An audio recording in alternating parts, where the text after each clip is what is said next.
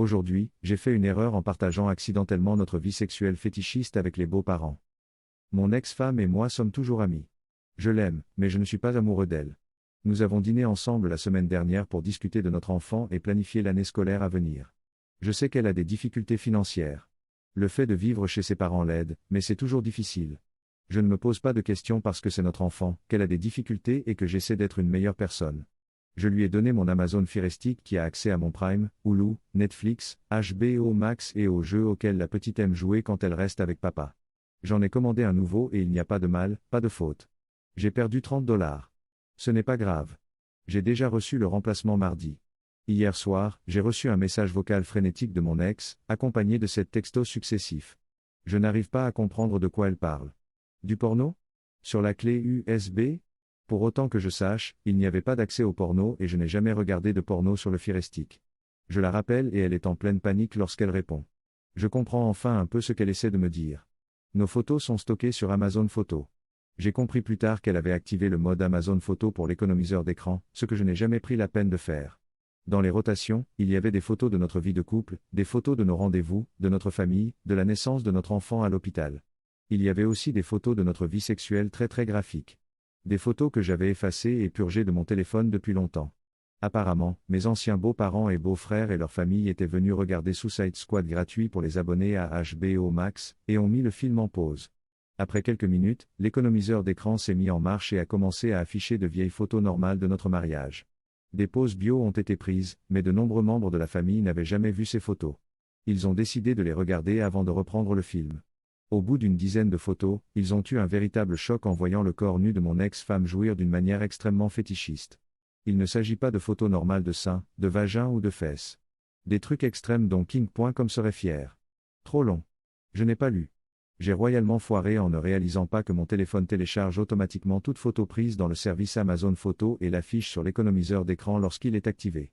Même si les photos et les vidéos sont supprimées de mon téléphone, il y a des copies téléchargées et disponibles sur Amazon Photo pour n'importe lequel de mes Echo Show ou Fire Stick. Bon sang de bonsoir, j'ai foiré.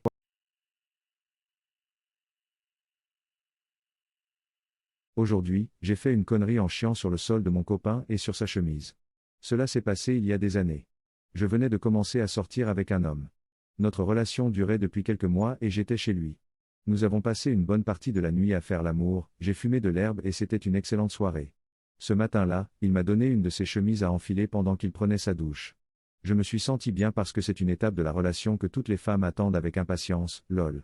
Je ne me souviens pas de ce que je mangeais ce matin-là, mais il était sous la douche et j'avais vraiment envie de péter. Comme ma relation était récente, je ne pouvais pas péter devant lui, alors j'ai profité du fait qu'il était sous la douche pour me lâcher. Mais non, ce n'était pas un paix.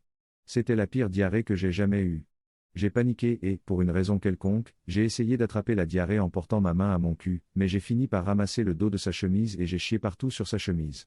Malheureusement, ça ne s'arrête pas là, car la merde n'arrête pas de sortir. La merde coule le long de mes jambes et sur le sol. J'essaie d'atteindre l'autre salle de bain en courant et en me dandinant en même temps, juste pour qu'il entre dans le salon à ce moment-là et me voie en train de chier partout. J'ai toujours ma main posée sur mon cul qui s'est transformé en bol à merde, donc dans ma main, sur sa chemise, le long de mes jambes, sur le sol et traînant derrière moi. Je fais de mon mieux pour lui dire de faire attention où il met les pieds pour ne pas marcher dans ma merde, tout en essayant de ne pas mourir d'embarras et en essayant de trouver un moyen de me sortir de cette situation. Il n'y avait pas moyen d'échapper à ce qui s'était passé. Je devais l'affronter et faire face à toute la merde qui en découlait. Quoi qu'il en soit, nous sommes mariés aujourd'hui et il est la meilleure chose qui me soit jamais arrivée.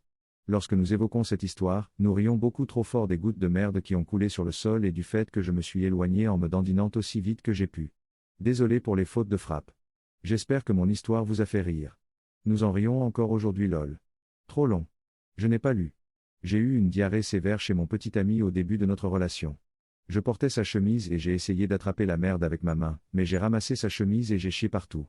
Je me suis retourné pour me dandiner jusqu'à la salle de bain alors que la merde débordait de ma main, descendait le long de mes jambes et laissait une traînée sur le sol jusqu'à la salle de bain. Nous sommes mariés maintenant. Mise à jour 1, je ne m'attendais pas à ce que cela explose. Je suis heureux que quelques personnes aient pu rire de ce souvenir. Aujourd'hui, nous y repensons et nous en rions. Et pour les quelques personnes qui ont posé la question, il a aussi eu ces moments embarrassants que nous pouvons aussi regarder en arrière et en rire, mais ce n'est pas à moi de les partager. Mise à jour 2, arrêtez de m'appeler Amber Heard, nous ne sommes pas pareils. Je ne bats pas mon mari.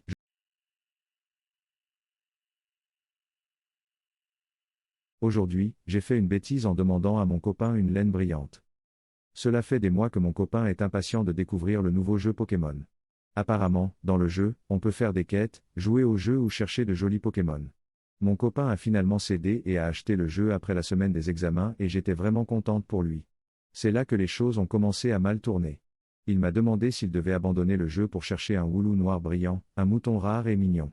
J'ai dit oui, c'était mignon. Et je le regrette tellement. Il a attrapé plus de 1215 Wooloo en 16 heures sans aucune chance, les chances d'en attraper un sont maintenant de plus de 75% si l'on se base sur le nombre qu'il a attrapé. Maudit soient ces Pokémon, il ne m'a pas fait de câlin depuis des jours. Nous avions un projet artistique sur lequel nous n'avons pas progressé. Je regrette le jour où j'ai demandé une laine brillante parce que je l'ai envoyé dans une mission dont on ne voit pas la fin. Eddie, my bad, he is killing them not catching them. De plus, la probabilité est vérifiée, regardez l'historique de mes commentaires. C'est aussi son calcul, pas le mien. Lol. Trop long. Je n'ai pas lu. J'ai demandé à mon petit ami de m'attraper un Pokémon et je n'ai pas reçu assez d'amour et d'attention depuis des jours car la quête est sans fin.